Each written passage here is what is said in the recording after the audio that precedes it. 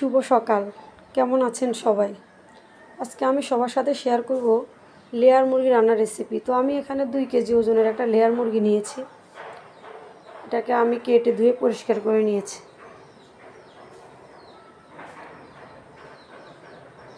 মুরগিগুলোকে আজকে আমি হাতে মাখিয়ে রান্না করব।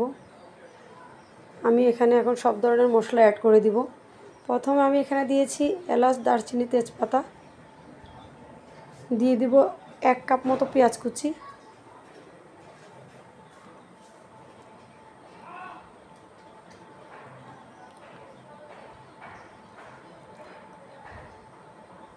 আদা বাটা দিয়ে দিচ্ছি প্রায় 1.5 চামচ, রসুন বাটাও আমি দিয়ে দিচ্ছি প্রায় 1.5 চামচ বড় চামচে, মরিচের গুঁড়ো দিয়ে দিব 1.5 চামচ, হলুদ গুঁড়ো দিয়ে দিব 1 চামচ, লবণ দিয়ে দিব 1 চামচ, জিরা আর ধনিয়া গুঁড়ো দিয়ে দিব আমি 1.5 চামচ।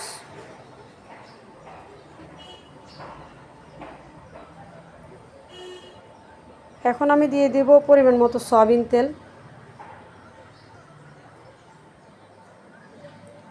তেলগুলো দেওয়া হয়ে গেলে এখন আমি মাংসগুলোকে সুন্দর করে মেখে নিব।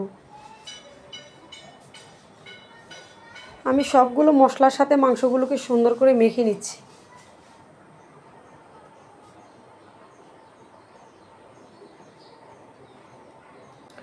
সুন্দর করে মাখানো হয়ে গেলে এখন আমি এগুলোকে রান্না করতে চলে যাব।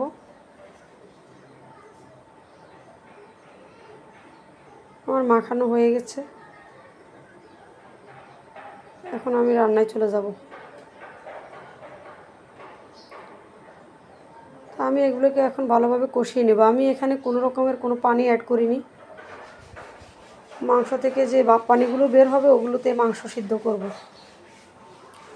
দেখুন মাংস থেকে পানি বের হয়ে আসছে। এই মুরগিগুলো যেহেতু অনেক শক্ত, তাই এগুলোকে অনেকক্ষণ ধরে কষাতে হবে।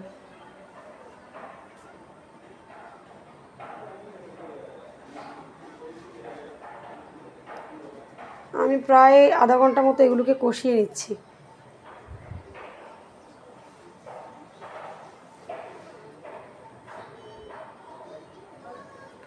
এগুলো ভালোভাবে কষানো হলে আমি এখানে দিয়ে দিচ্ছি 2টা বড় সাইজের আলু।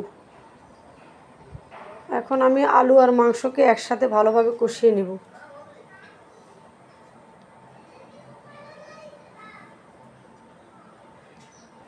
আলু আর মাংসগুলোকে আমি আরও প্রায় 15-20 মিনিট মতো কষিয়ে নিয়েছি।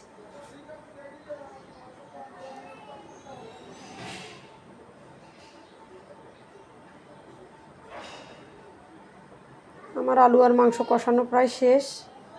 এখন আমি এখানে পরিমাণ মতো ঝোলের পানি দিয়ে দিচ্ছি।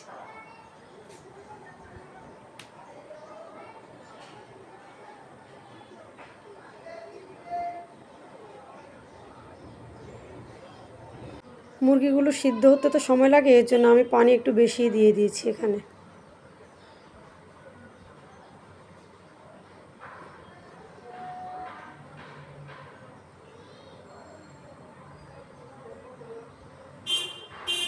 পানিতে বলক আসা শুরু করলে আমি এখন এখানে দিয়ে দিচ্ছি কয়েকটা ডিম। এই মুরগির মধ্যে কয়েকটা ডিম ছিল, তারপর আমি কিছু মুরগির ডিম অ্যাড করে দিচ্ছি। আমার বাচ্চারা মুরগির সাথে এভাবে ডিম দিলে অনেক বেশি পছন্দ করে। এখন আমি অপেক্ষা করব ঝোলগুলো শুকিয়ে আসা পর্যন্ত। আমি আরও কিছুক্ষণ মুরগিগুলোকে রান্না করব। আমার মুরগি রান্না প্রায় শেষের পথে। এই তো তৈরি হয়ে গেল আমার মজাদার লেয়ার মুরগি। ধন্যবাদ সবাইকে।